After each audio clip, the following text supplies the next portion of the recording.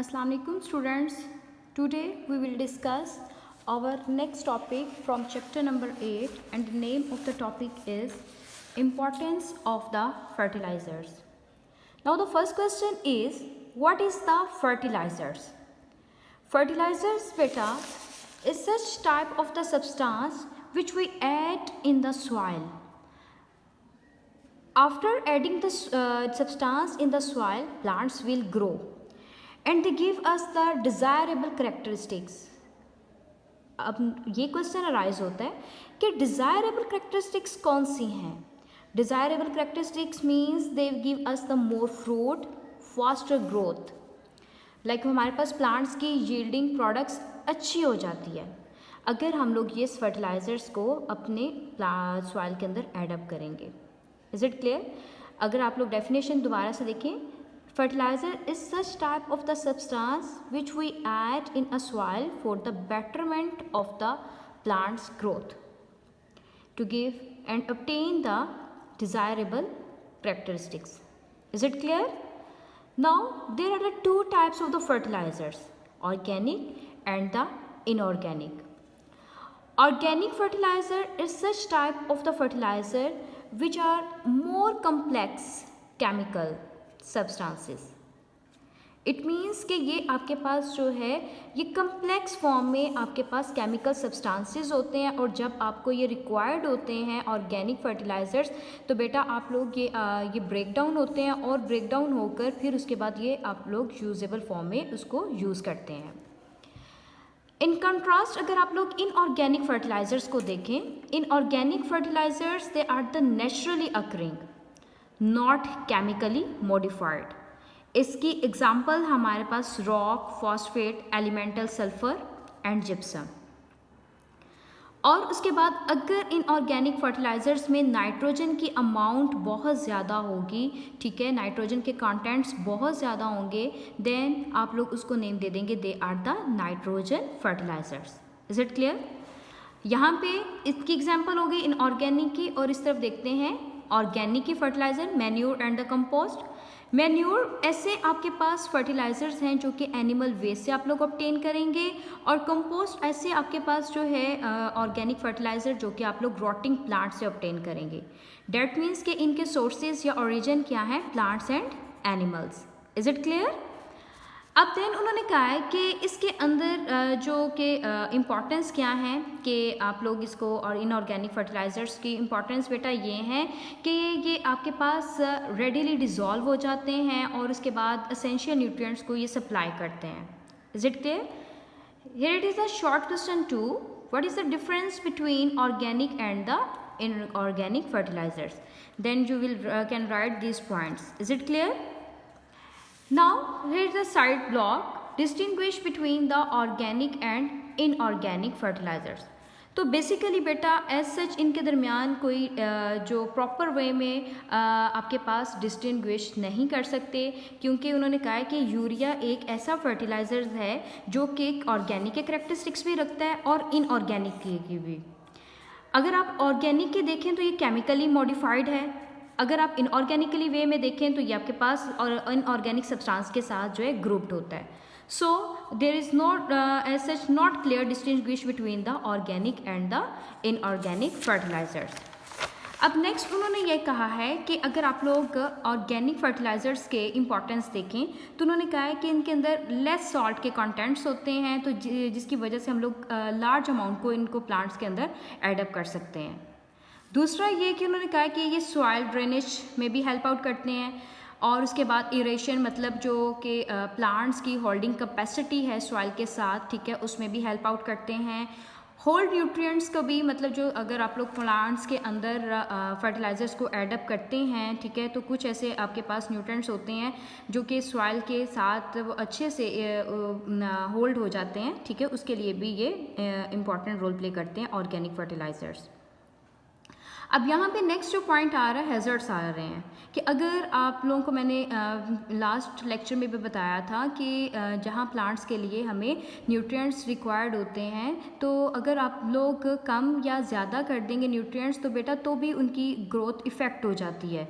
तो यहाँ पे भी आपके पास इफ़ेक्ट्स उन्होंने बताए हैं कि अगर आप बहुत ज़्यादा न्यूट्रिएंट्स को प्लांट्स के अंदर एडअप कर देंगे फर्टिलाइज़र्स को, तो हमारे पास क्या होगा कि सॉइल न्यूट्रिएंट होल्डिंग कैपेसिटी वो भी इफेक्ट हो जाएगी अगर आप बहुत ज़्यादा एक्सेस अमाउंट में यूज़ करेंगे।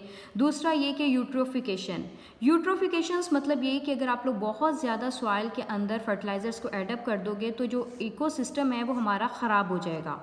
डेट मीन्स कि क्या हुआ है कि न्यूट्रिएंट इंक्रीज हो गए हैं। अब न्यूट्रिएंट कौन कौन से थे उसके अंदर आपके पास, हम लोगों ने माइक्रो या मैक्रो न्यूट्रिएंट्स पढ़े थे, तो वो नाइट्रोजन और फास्फोरस अगर ये कंटेंट्स बहुत ज़्यादा हो जाएंगे तो हमारे पास जो इकोसिस्टम है वो ख़राब हो जाएगा। Is it clear? फिर उसके बाद उसने कहा है कि हमारे पास डिफरेंट गैसेस भी रिलीज़ होंगी जो कि नाइट्रस ऑक्साइड है, और वो हमारे पास प्लांट्स के हमारे लिए भी ख़तरनाक है और वो दूसरा प्लांट्स के लिए भी ख़तरनाक है।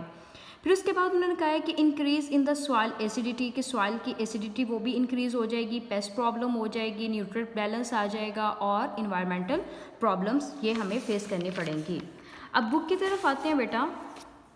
बुक में हमारे पास क्या है कि इम्पॉर्टेंस ऑफ द फर्टिलाइज़र। बेटा जी जैसे जैसे मैंने पॉइंट्स बनाए हुए हैं आप लोग इनके वैसे ही हेडिंग्स बना लें कि फर्टिलाइज़र्स की डेफिनेशन आ जाएगी कि जैसे कि इंसान जो हैं ह्यूमन कल्टिवेटेड कर रहे हैं प्लांट्स को, ठीक है। It was learn that addition of the certain materials to soil something result in the plants with desirable characteristics. मैंने आपको बता दिए हैं कि कुछ ऐसे हम लोग प्लांट्स की ग्रोथ को अच्छा करने के लिए या डिज़ायरेबल करेक्टरिस्टिक्स को ऑब्टेन करने के लिए हम लोग उसमें कुछ ऐसे सब्सटेंसेस को एडअप कर देते हैं, ठीक है। उन सब्सटेंसेस को हम लोग क्या नेम दे देते हैं, दे आर द फर्टिलाइजर्स। यहाँ तक फर्टिलाइजर्स की ये डेफिनेशन आ जाएगी। फिर उसके बाद उसने कहा कि क्लासीफाई किया हम लोगों ने फर्टिलाइजर्स को डिफरेंट फील्ड्स में, ठीक है, जो कि आपके पास ऑर्गेनिक है, इनऑर्गेनिक है, ठीक है। यहाँ पे नेक्स्ट आप लोग टाइप्स की हेडिंग बना लेंगे कि कुछ ऐसे आपके फर्टिलाइजर्स होते हैं इनऑर्गेनिक जिसके अंदर फॉस्फेट है, वो जैसे मैंने पॉइंट्स बनाए थे, सल्फर है या आपके पास जिप्सम है। ये केमिकली मॉडिफाइड नहीं है, लेकिन अगर नाइट्रोजन के कंटेंट्स बहुत ज़्यादा हैं तो उसको हम लोग क्या कहेंगे, नाइट्रोजन फर्टिलाइजर। ये नाइट्रोजन फर्टिलाइजर्स की डेफिनेशन आ जाएगी। उसके बाद उन्होंने कहा है कि और ये इंपॉर्टेंस आ गई कि आपके पास जो हैं ये रेडिली डिज़ोल्व हो जाते हैं। फिर उसके बाद उन्होंने कहा है कि ये इमीडिएटली अवेलेबल होते हैं प्लांट्स के लिए।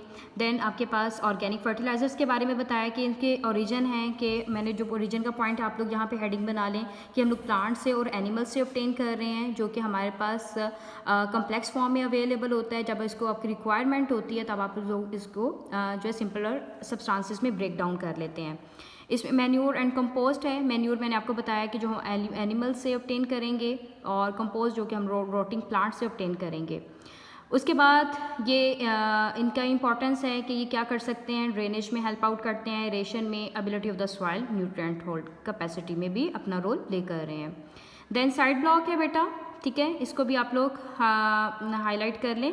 ये इंपॉर्टेंट है आपके पास कि what is the difference between organic and the inorganic fertilizers. तो यहाँ पे उन्होंने बताया कि ये क्लियर कट नहीं है, ठीक है। आप लोग इसका आंसर ये लिखेंगे, लेकिन क्योंकि जैसे यूरिया है वो आपके पास मैंने बताया है कि वो आपके पास ऑर्गेनिक में के भी करेक्टरिस्टिक्स रख रहा है और इनऑर्गेनिक के भी।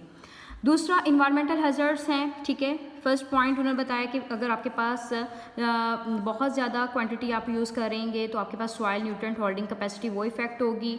यूट्रोफिकेशन का उन्होंने बताया है कि अगर वो आपके पास न्यूट्रिएंट्स इंक्रीज़ कर जाएं तो आपके पास इकोसिस्टम ख़राब हो जाएगा, जिसको आप लोग क्या कहते हैं, यूट्रोफिकेशन। फिर उसके बाद उन्होंने कहा है कि अगर आप लोग इसके अंदर जो है डिफरेंट गैसेस वगैरह भी रिलीज़ होती हैं such as the nitrous oxide. फिर उन्होंने अमोनिया के बारे में भी बताया है कि वो भी आपके पास गैस रिलीज़ हो रही है इनऑर्गेनिक फर्टिलाइज़र से। सॉइल एसिडिटी वो आपके पास आ जाएगी कि वो आपके पास वो भी इफेक्ट होगी। एक्सेसिव नाइट्रोजन फर्टिलाइज़र्स, अगर आप बहुत ज़्यादा यूज़ करते हैं नाइट्रोजन फर्टिलाइज़र्स तो वो आपके पास पेस्ट प्रॉब्लम्स आ जाएंगी, ठीक है। उनका रिप्रोडक्शन जो है वो बहुत ज़्यादा हो जाएगा, पेस्ट बहुत ज़्यादा रिप्रोड्यूस करेंगे, ग्रोथ हो जाएगी उनको, क्योंकि उनके लिए ये फिजिबल सिचुएशन आ जाती है। For this reason, it is recommended that nutrient content of the soil and nutrient requirement of the crop should be calculated before the application of the inorganic fertilizers.